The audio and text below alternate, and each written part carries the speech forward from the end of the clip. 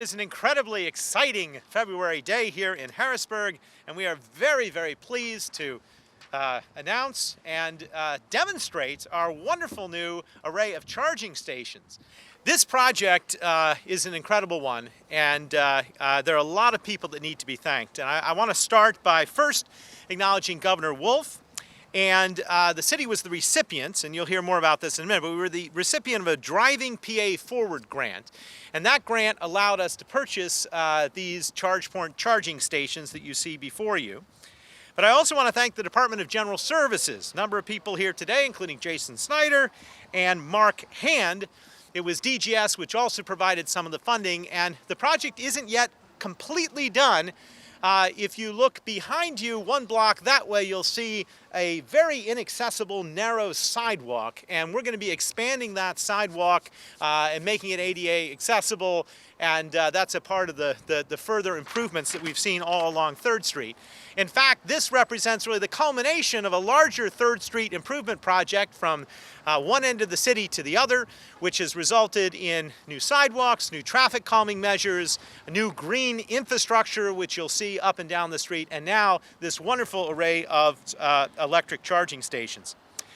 I also want to thank the Chief Clerk's office, Chief Clerk David Redicliffe, and he's represented here today by Assistant Chief Clerk Ray Whitaker. Ray will be here in a minute, but this project grew out of a partnership with the House. I was summoned early on by the Chief Clerk to a meeting, and we met with 4 representatives: Joe Webster, Chris Rabb, Mary Jo Daly, and Liz Hanbridge. Each of those representatives drove an electric car, and none of them had any place to park. In fact, the horror story was that they had to, when they came to Harrisburg, they had to park their car really at the dealership and then take an Uber to work at the Capitol, which made no sense at all. We heard those stories. We went to work right away, and I also want to acknowledge and thank our partners at SP Plus. Nancy Kime is here as well somewhere, but they helped us because we're basically shifting parking spaces. One of the nice things about doing the angled parking is that we can get more parking spaces in here, and we were able to move some from one area to another, and SP Plus was very accommodating. I also want to thank our Environmental Advisory Council at the city and our Sustainability Director, Mr. Chris Naif. Chris is somewhere, there he is.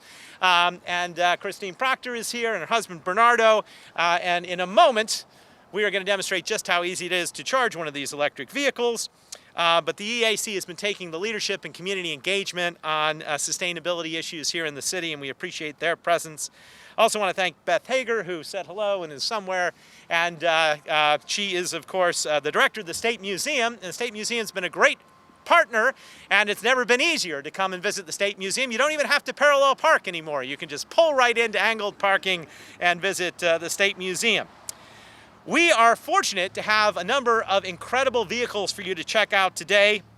I want to thank all of our partners. We've got Turner Chevy, Faulkner Nissan, Audi America, and Sun Motors. They've all brought cars, and they range from the Porsche at the end through the Audis and the Nissan Leaf and the e-trons, and it's an extraordinary array of cars, all at different price points. I learned today that electric vehicles, well, if you had a perception of them as maybe slow, you are mistaken, because they can go from 0 to 60 in under 5 seconds, and they also can provide a lot of space, a lot of spaciousness, and the range changes. And I encourage everyone to check out electric vehicles. I want to acknowledge my daughter, who is here today, and I will embarrass her, but she is about to become Pennsylvania's newest driver, and I have been told we will be purchasing an electric car, so I am very, very excited about that, and I'm excited that we could do it now because we have these charging stations. And just to make a little bit of news, and in a very serious note, we are now going to be able to begin converting the city's fleet to electric vehicles. And I also want to note that if you're curious, the electricity that powers all of our street lights and all of our stoplights, and soon to be these chargers after this brief pilot program, it's 100% renewable, mostly wind power. And so we feel really good about that, and we've made a lot of great sustainability changes for the city. I also want to note that this project developed with lightning speed.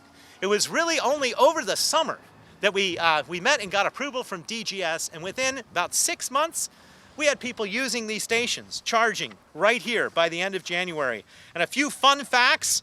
Well, the average charging session is about 1 hour and 52 minutes, according to our preliminary data. It costs $72 an hour to charge. That's it. The city doesn't put any, 72 cents. Yeah, wow. That's a big difference, isn't it? Sorry about that. 72 cents an hour to charge. The city doesn't put any markup on that at all, and because we want to encourage as much usage as possible.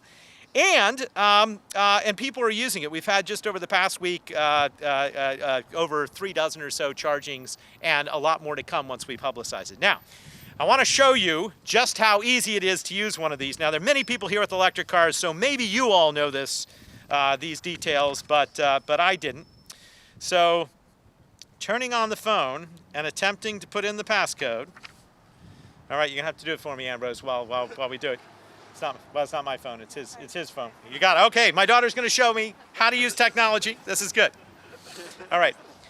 What I like best about this app is, it's a simple app, and it's from ChargePoint, which is the company that provided these stations, is that when you open up the map, you're immediately met by a larger map of the whole area, which shows all of, okay, so I've opened up the phone, unlocked the phone, clicked the ChargePoint app, and I'm right here, and I can see by clicking on the map every place where I can charge my electric vehicle anywhere in Pennsylvania. So if I know where I'm going, I can plot my route, I can choose the charging stations, and that's very exciting. Once I have my credit card details in the app, all you have to do is walk over to the charging station and literally take your phone and just swipe it in front of the charge, right here. There you go, it clicked, it gave me a little thing, and that means I'm ready to go.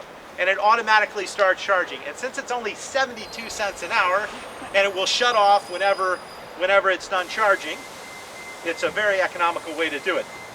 I'm then going to take the charger out of the holster, which I will attempt to do as quickly as possible. Oh, this one's really in. All right. And then, I'm going to go over to the car, open it up, plug in the charger, and there we go. And as you can see, these chargers extend very easily. You can fit any size car. Many of them are charging as we go, and that again, that will cut off automatically as soon as it's done. I'm going to get a report and a receipt right on my phone. So we're really thrilled to have these. I'll tell you a little bit more about the benefits of the project, but we've got a number of speakers here today, and I want to give them a chance to make some remarks. Most importantly, we have Secretary Patrick McDonnell here with us from the Department of Environmental Protection. We've had a wonderful partnership with DEP. Again, we're making great strides towards sustainability here in the city. So, Secretary McDonnell, the podium is yours. Thank you. Thank you, and a real pleasure to be here with you all today. Thank you, Mayor, for your leadership on this project and your commitment to renewable energy and helping to address climate change. I'm excited to be here today because I get to show you the direct result of some of the work that folks at DEP are doing. In 2016, DEP launched our Driving Pennsylvania Forward initiative. This initiative is funded by $118 million that Pennsylvania has access to as part of the Volkswagen settlement related to their emissions cheating. I'm happy to say this station is one of nearly 300 that have been funded through this program across Pennsylvania, providing nearly 1,000 outlets to plug vehicles into. Clean air is a cornerstone of a healthy environment, and reducing the pollutants from auto emissions helps improve our air quality. In fact, when you look at not just climate change, but impacts related to ozone and other pollutants, the places where we tend to have the biggest challenges is around our transportation corridors. So looking at projects like this is critically important. These auto emissions contain microscopic particle matter emissions that can aggravate asthma and lead to a host of breathing and circulatory problems. There's also the climate impact of auto emissions. It's our third largest source of climate change causing greenhouse gases in Pennsylvania.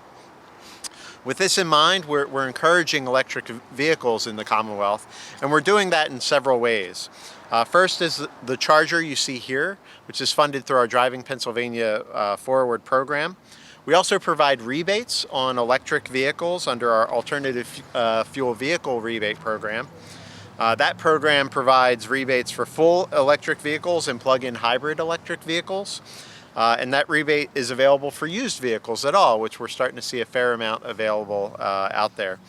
An additional rebate is available to our low-income residents. So we're trying to make sure that these are opportunities that are available across the Commonwealth. Electric vehicle charging is often a chicken and egg conundrum, as the mayor shared with some of our legislators having the vehicle but not having the charging infrastructure. So making sure we have the infrastructure in place to charge vehicles provides consumers with that confidence that they're going to be able to get where they're going across the state.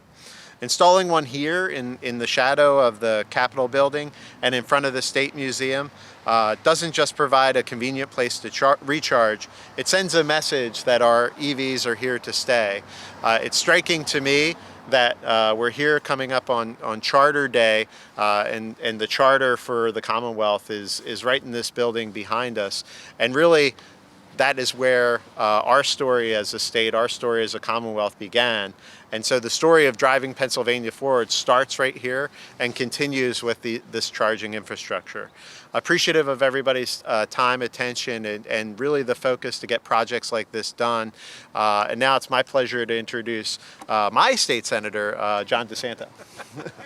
All right, thank you. Appreciate it. Thank you, Mr. Secretary. Excuse me, still fighting a little bit of a cold. I would just like to thank the city for inviting me to participate in this ceremony, and also their initiative in using the available state resources to help assist with this project. As everybody knows, as the range, affordability, and reliability of electric cars continues to improve, charging is a real concern of potential customers. And I certainly hope that with this type of leadership, it'll drive additional development to encourage more charging stations throughout the city so that we can continue to be leaders in the electric car movement in Pennsylvania. So thank you very much for having me. Enjoy the rest of your day. I think Patty Kim's next. That's not my job. That's all right. Thank you, Senator. And good morning, everyone. I want to thank the state and the mayor for responding to my colleagues' needs. There's 253 of us, well, I don't live very far, 252 of us that come from all over the Commonwealth here at least 3 times a week, 3 weeks out of the month. And it wouldn't be great to have all 253 of us to have these charging stations.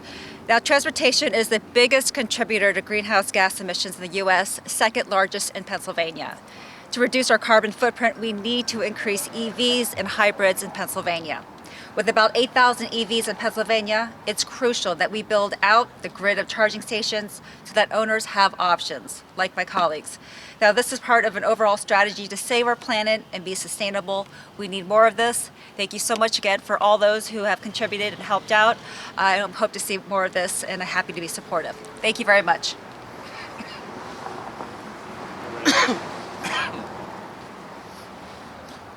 Good afternoon.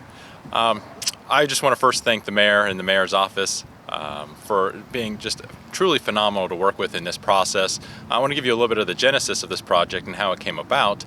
As mentioned before, 4 of our House members came to us in the Chief Clerk's office as the administrative arm of the House of Representatives and said, look, we commute, we have electric vehicles, and we're commuting from different parts of the state to come here to do legislative business in Harrisburg.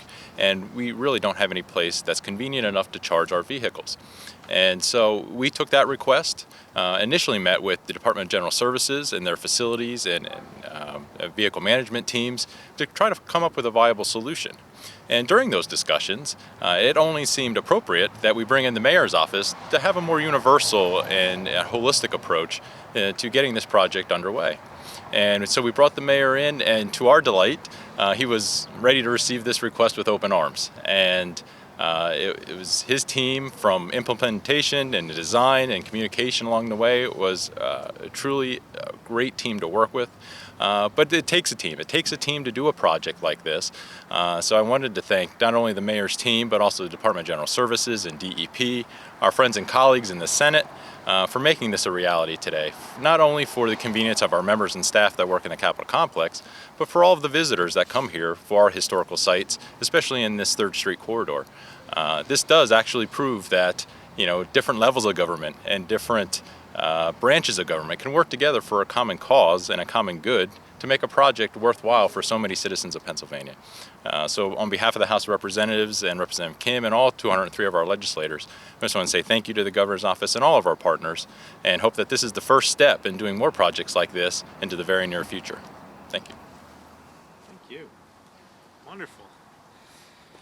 Well, as you can see, quite a team. And as I said before, 7 months from start to finish. That's 7 months from meeting, getting approval, applying for a grant, receiving a grant, going through the purchasing process, going through the engineering, designing the phase, working with PPL, wiring the electric, paving the street, putting in the spaces, and getting to our first charge. That is light speed when it comes to government, and that's an example of everybody working together for a common goal.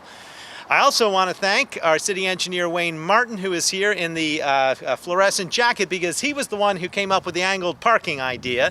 And when we knew we wanted stations, we had to figure out where we were going to get them, where we were going to put them. And this was perfect. And it fit with our larger mission to sort of slow folks down a little bit on 3rd Street, but also create a more walkable and livable city. And so this has been terrific.